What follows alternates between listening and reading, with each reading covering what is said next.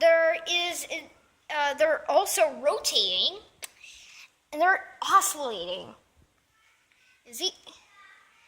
They're rotating, they're oscillating, and they're actually oscillating based on their acceleration. So what did you add? I actually have the mover objects. I add push matrix and pop matrix to use translate and rotate. Push matrix, pop matrix, and I do that so I could translate translate and rotate and draw everything at 0, 0.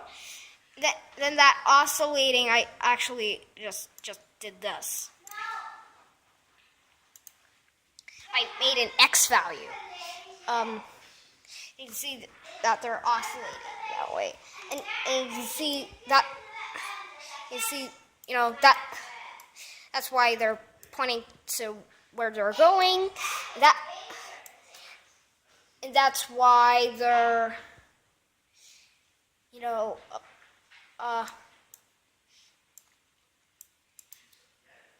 that's why they're oscillating.